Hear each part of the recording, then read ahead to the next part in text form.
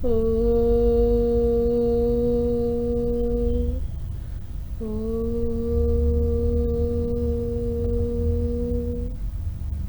नमस्कार, म प्रेक्षा पराजुले फेरि पनि हजुरको सामु उपस्थित भइ नै सकिसकेको छु। श्रीमद् भागवत कथाहरूको बारेमा यस किताबमा रहेका विभिन्न अध्यायहरूको बारेमा हजुरहरूलाई बताउनका लागि। योभन्दा अगाडिको एपिसोडमा मैले हजुरहरूलाई अध्याय 12 को बारेमा सबै कुराहरू बताएको थिएँ। आज चाहिँ म हजुरहरूलाई अध्याय 13 मा रहेका विभिन्न कुराहरूको बारेमा बताउन यहाँ उपस्थित भइ नै सकिसकेको छु। अध्याय 13 प्रकृति, पुरुष र चेतना। अर्जुनले भने, हे कृष्ण, म प्रकृति र पुरुष, क्षेत्र र क्षेत्रज्ञ तथा ज्ञान तथा ज्ञायका बारेमा जान्न चाहन्छु। भगवानले भन्नुभयो, हे कुन्ती पुत्र, यो शरीरलाई क्षेत्र भनिन्छ र यो क्षेत्र जान्नेलाई क्षेत्रज्ञ भनिन्छ। अर्थात् अर्जुनले प्रकृति, पुरुष, क्षेत्र, क्षेत्रज्ञ, ज्ञान र ज्ञायका विषयमा जान्न चाहन्थे। त्यसैले उनले यी सबै विषयका बारेमा प्रश्न गरे। उनको प्रश्नको उत्तर दिँदै भगवानले भन्नुभयो, यो शरीरलाई नै क्षेत्र भनिन्छ र जसले यो शरीरका बारेमा जान्दछ त्यसलाई क्षेत्रज्ञ भनिन्छ। यो शरीर बद्ध जीवका लागि कर्म क्षेत्र हो। बद्ध जीव सांसारिक प्रपञ्चमा बाँधिएको छ तापनि ऊ भौतिक प्रकृतिमध्ये आफ्नो स्वामित्व जमाउन प्रयत्न गरिरहन्छ। यसरी प्रकृतिमाथि स्वामित्व कायम गर्ने क्षमता अनुसारको कर्मक्षेत्र उसले प्राप्त गर्दछ। त्यो कर्मक्षेत्र भन्नु नै शरीर हो। यो शरीर के हो त? वास्तवमा यो शरीर इन्द्रियहरूद्वारा बनेको छ। इन्द्रिय तृप्तिको चाहना राख्दछन् र इन्द्रियहरूलाई सन्तुष्ट पार्नका निमित्त उसले भोग गर्न सक्ने क्षमता अनुसार नै उसले कर्मक्षेत्र वा शरीर प्राप्त गर्दछ। त्यसैले यो शरीर बद्ध जीवका लागि शरीर क्षेत्र वा कर्मक्षेत्र हो। जसले स्वयं आफूलाई शरीर मान्दछ वा जो शरीरका माध्यमले चिनिन्छ त्यसलाई क्षेत्रज्ञ भनिन्छ। क्षेत्र र क्षेत्रज्ञ अर्थात् शरीर र शरीरको ज्ञाता बीचको अन्तर बुझ्नु त्यति कठिन छैन। बाल्य अवस्थादेखि वृद्ध अवस्थासम्म पुग्दा शरीरमा अनेक परिवर्तनहरू हुन्छन्, तैपनि व्यक्ति उही नै रहन्छ। यस किसिमको विचार जोसुकैले पनि गर्न सक्दैन। यसरी हेर्दा कर्मक्षेत्र र वास्तविक कर्मक्षेत्रको ज्ञाताका बीचमा भिन्नता देखिन्छ। बद्ध जीवलाई पनि म शरीरभन्दा भिन्न तत्त्व हुँ भन्ने ज्ञान हुन्छ। गीताको प्रारम्भमै भनिएको छ, जीवात्मा शरीरभित्र छ र शरीर बालकबाट कुमार हुँदा, कुमारबाट तरुण हुँदा र तरुणबाट वृद्ध हुँदा परिवर्तन भइरहन्छ।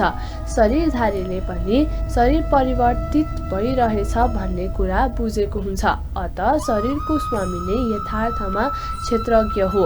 कहिलेकाहीँ हामी सोच्ने गर्दछौँ, म सुखी छु, म पुरुष हुँ, म महिला हुँ, म कुकुर हुँ, म बिरालो हुँ इत्यादि।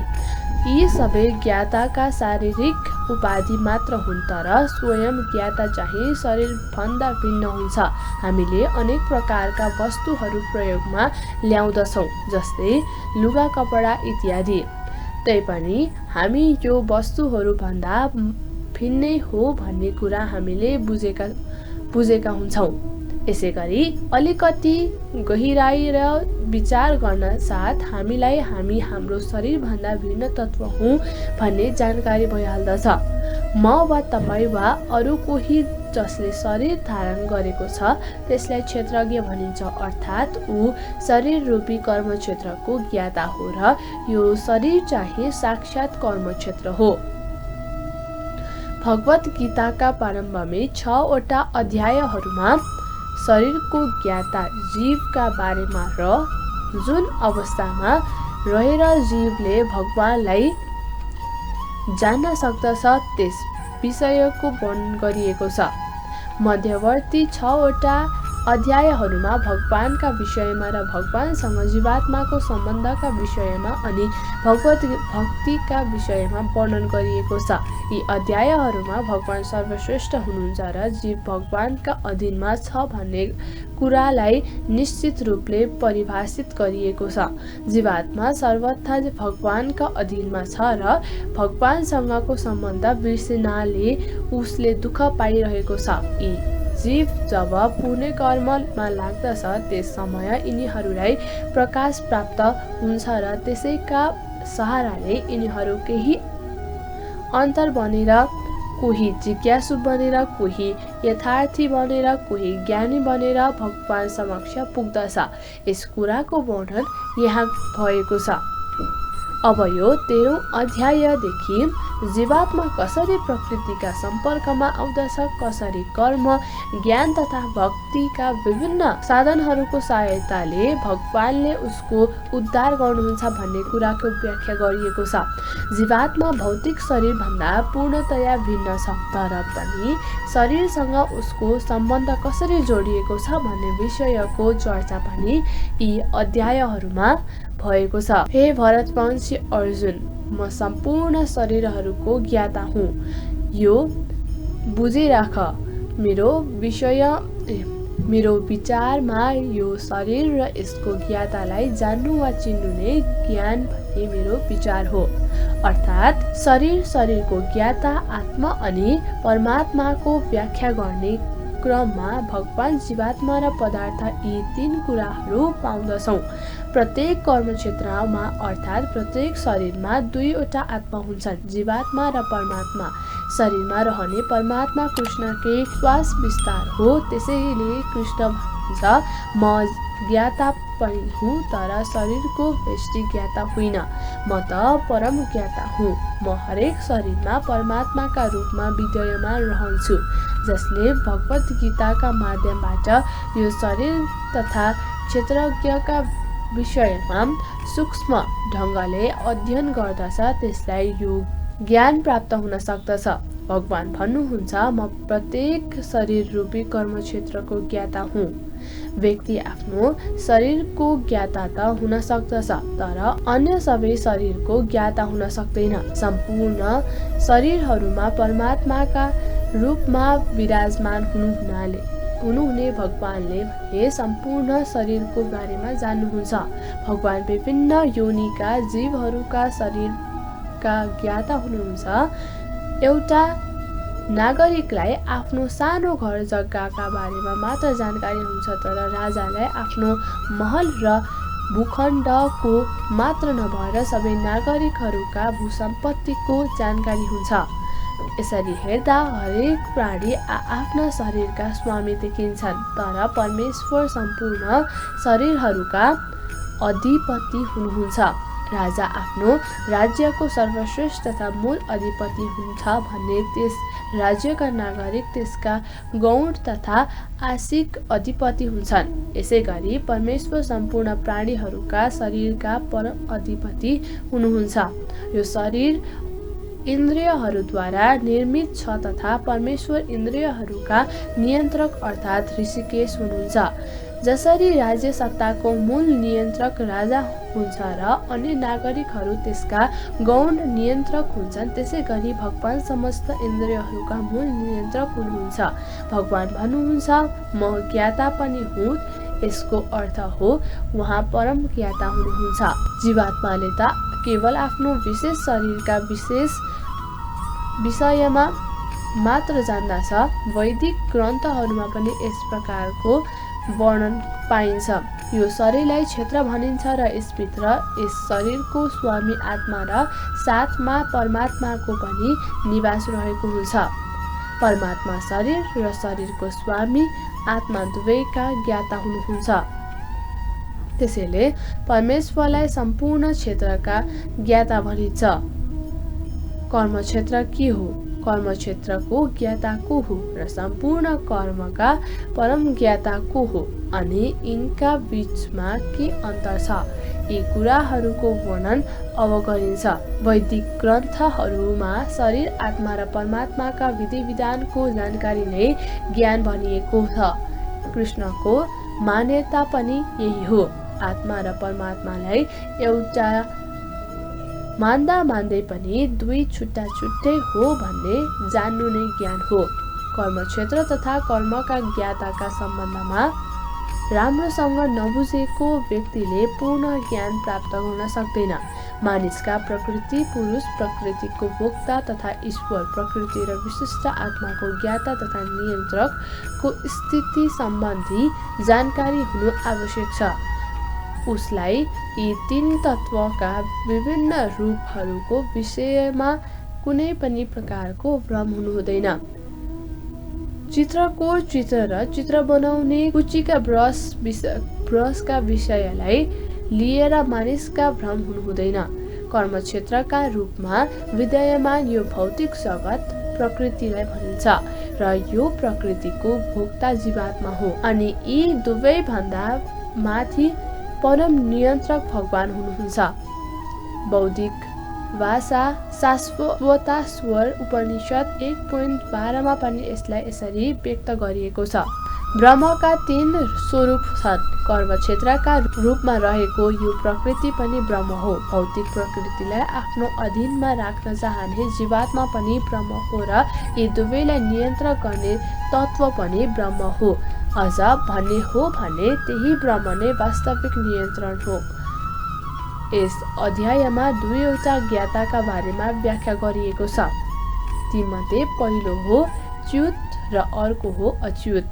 अच्युत श्रेष्ठ र स्वतन्त्र हुनुहुन्छ भने च्युत अधीनस्थ छ। क्षेत्र र शरीरका यी दुई ज्ञाताहरूलाई एउटै भन्नु वा समान सम्झिनु भगवानका भनाइको खण्डन गर्नु हो।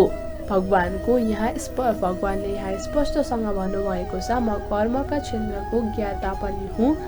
डोरीलाई भ्रमवश सर्प सम्झेर मानिसलाई ज्ञाता भनिँदैन। शरीरहरू विभिन्न प्रकारका छन् र शरीरका स्वामी पनि विविध छन्। भौतिक प्रकृतिमाथि आधिपत्य जमाउने सामिथ्य पनि प्रत्येक जीवात्मा भिन्दा भिन्दै हुन्छ, किनभने ती प्रत्येकको शरीर अलग अलग छ। तर ती सबैमा परम नियन्ता भनेर भगवान बस्नु भएको छ। यहाँ प्रयुक्त शब्द महत्त्वपूर्ण छ, किनभने यसले सम्पूर्ण शरीर संख्याको सङ्केत गर्दछ। यो श्री बलदेव विद्याभूषणको विचार हो। प्रत्येक शरीरमा एक आत्मा बाहेक परमात्माका रूपमा कर्मक्षेत्र र विशिष्ट भोक्ता दुवैका नियता भनेर बस्नुहुन्छ। कृष्ण उपस्थित रहनुहुन्छ।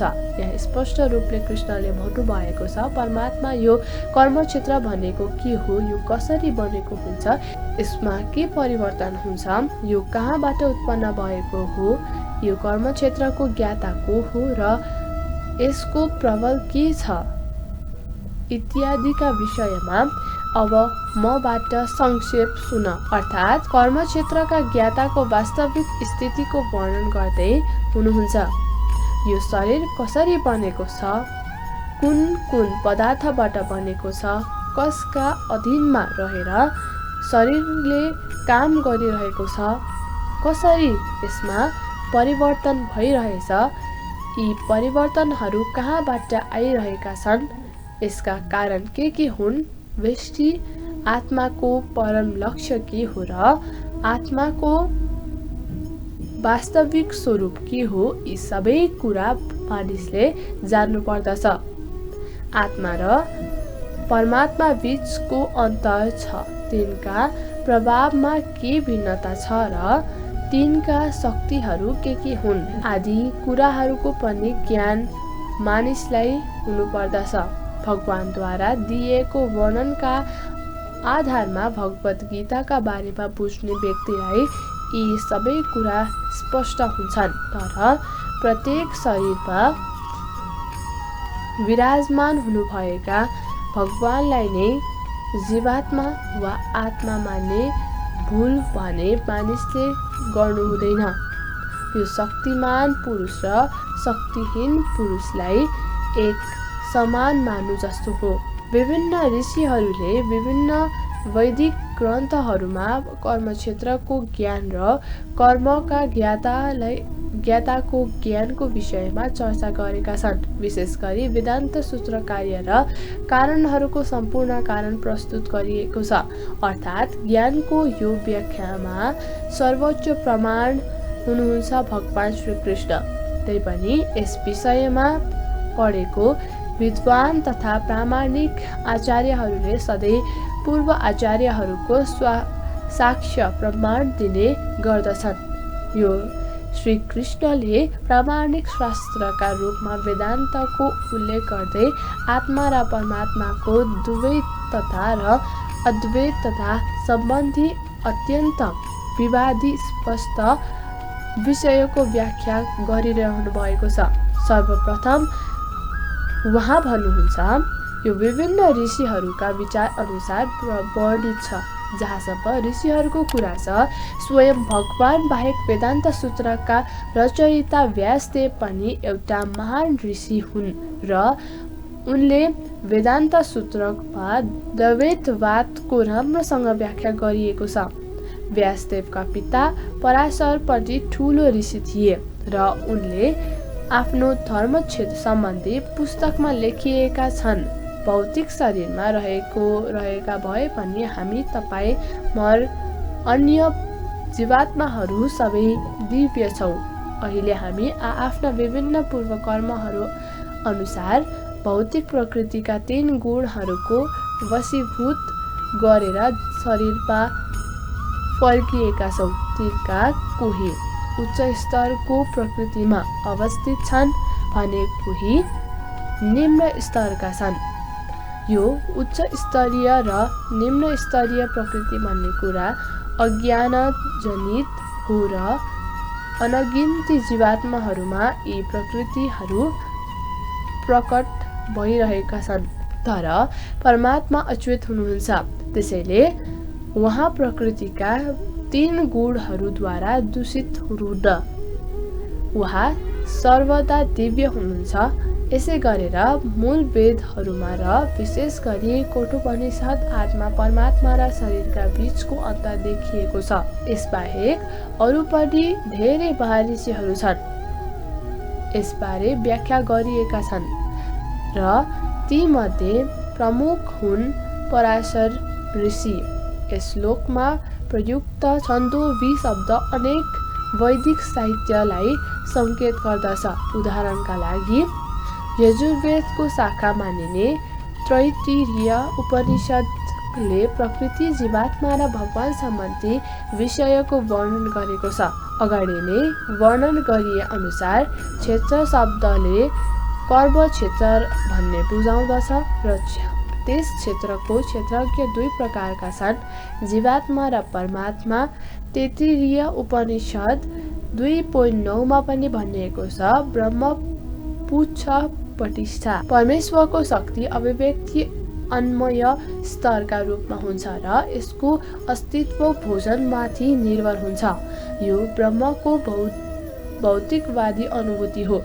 त्यसपछि प्राणमय अवस्था आउँदछ, अर्थात् अन्न वा भोजनमा परम सत्यको अनुभूति गरिसकेपछि मानिसको प्राणका लक्षणहरू वा जीवित स्वरूपहरूमा परम सत्यको अनुभूति गर्दछ।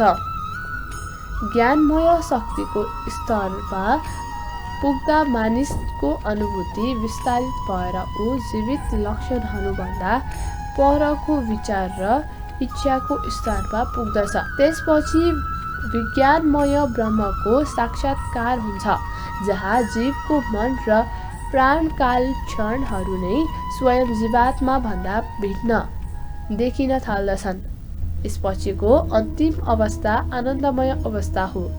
यसमा आनन्दमय स्वभावको अनुभूति हुन्छ। यस प्रकार ब्रह्मानुभूतिका पूर्णतया 5 अवस्थाहरू छन्, जसलाई ब्रह्मपुच्छम भनिन्छ। यी 5 मध्ये प्रथम 3 स्तर अन्नमय, प्राणमय र ज्ञानमय स्तर जीवात्माका कर्मक्षेत्रसँग सम्बन्धित छन्। परमेश्वर कर्मका यी सम्पूर्ण क्षेत्रहरू भन्दा पर हुनुहुन्छ, जसलाई आनन्दमय भनिन्छ। वेदान्त सूत्रले पनि परमेश्वरलाई आनन्दमय भनेर परिचित गरिएका छन्। अर्थात् भगवान स्वभावैले परम आनन्दमय हुनुहुन्छ। उहाँ आफ्नै दिव्य आनन्दको भोग गर्ने चाहनाले आफूलाई विज्ञानमय, प्राणमय, ज्ञानमय तथा अन्नमय स्तरमा विस्तार गर्नुहुन्छ। कर्मका क्षेत्रमा भिन्नै जीवात्मालाई भोक्ता मानिन्छ, तर आनन्दमय अवस्था यो सबै भिन्दै छन्। यसको अर्थ के हो भने जीवले आनन्दमय स्थितिमा रहेर आनन्दको भोग गर्ने सङ्कल्प गरेमा ऊ पूर्ण हुनुपर्दछ। क्षेत्रको परम ज्ञाताका रूपमा रहनुभएका परमेश्वरको अनित्य ज्ञाताका रूपमा रहेको जीवात्माको र कर्म क्षेत्रका रूपमा रहेकी प्रकृतिको वास्तविक चित्र यही नै हो। वेदान्त सूत्रमा वा ब्रह्म सूत्रमा मानिसले यस तथ्यको अनुसन्धान गर्नुपर्दछ। यहाँ कार्य र कारण अनुसार ब्रह्मसूत्रका उक्तिहरू साह्रै राम्रोसँग मिलाएर राखिएको कुरा उल्लेख छ। त्यसमा केही सूत्र यस प्रकारका छन्। पहिलो सूत्रले कर्मक्षेत्रलाई सूचित गरेको छ, दोस्रोले जीवात्मालाई र तेस्रोले परमेश्वरलाई सङ्केत गरेका छन्। परमेश्वरले अनेक जीवात्माका समस्त अभिव्यक्तिका मूल आश्रय हुनुहुन्छ।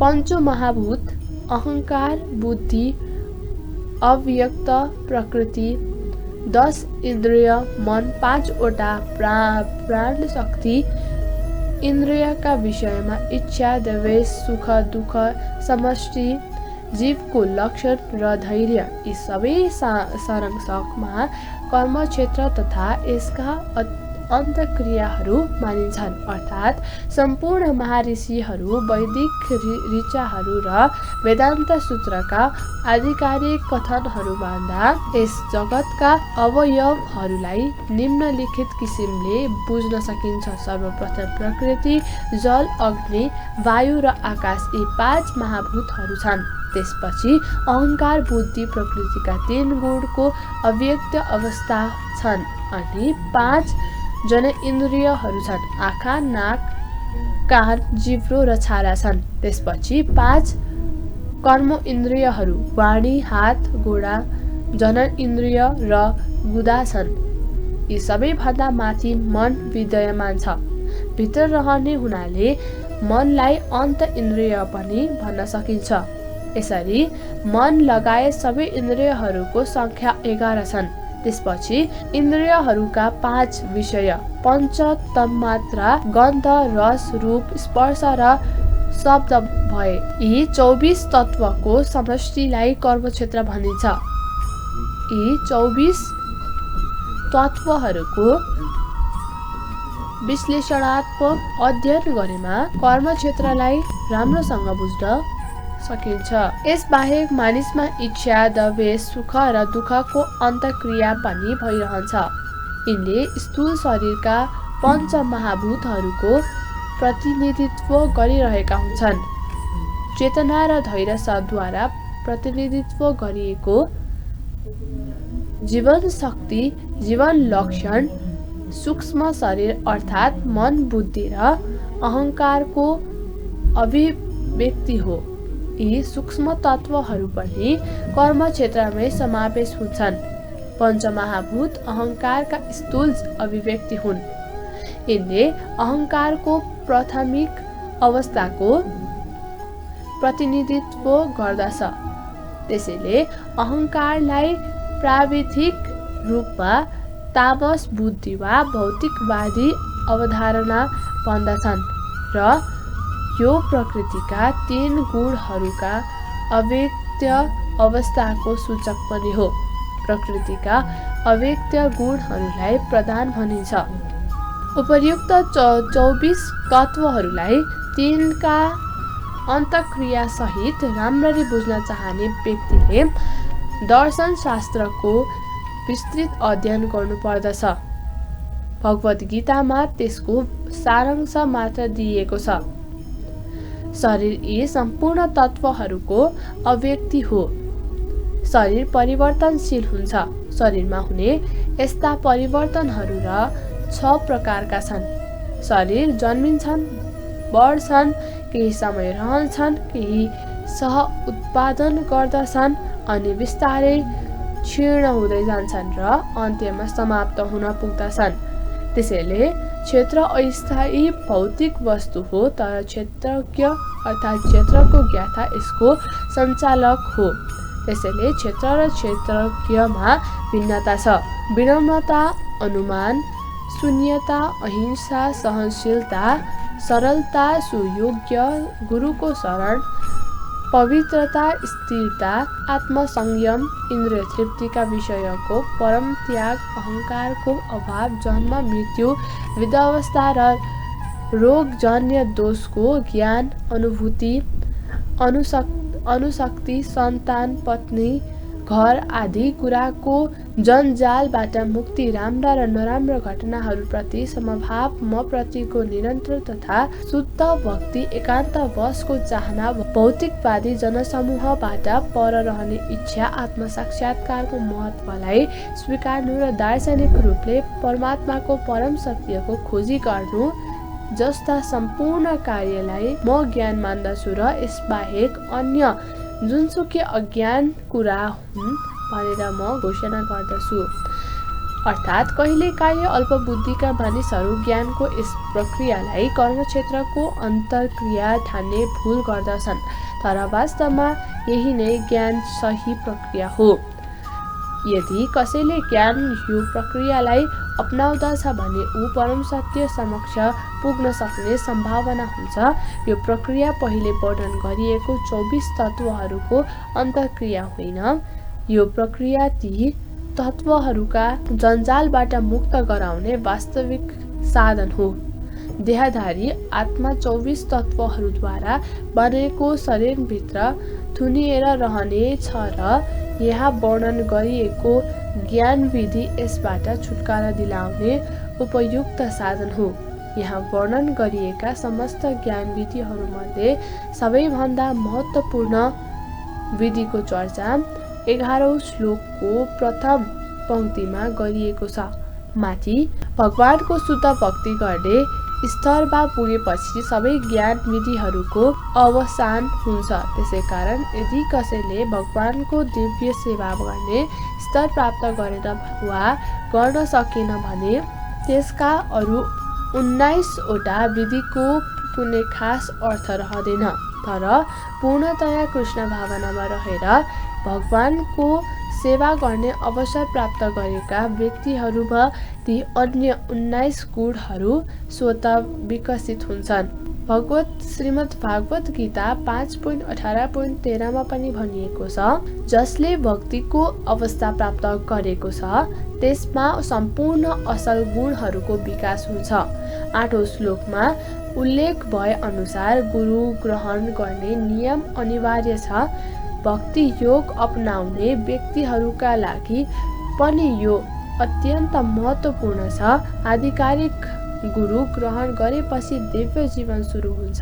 यहाँ भगवान श्री कृष्णले स्पष्टसँग भन्नुभएको छ, ज्ञानको यो प्रक्रिया निकै नै वास्तविक मार्ग हो र यसभन्दा पर कल्पना गरिएको जे जति कुरा छन् ती सबै निरर्थक हुन्छ।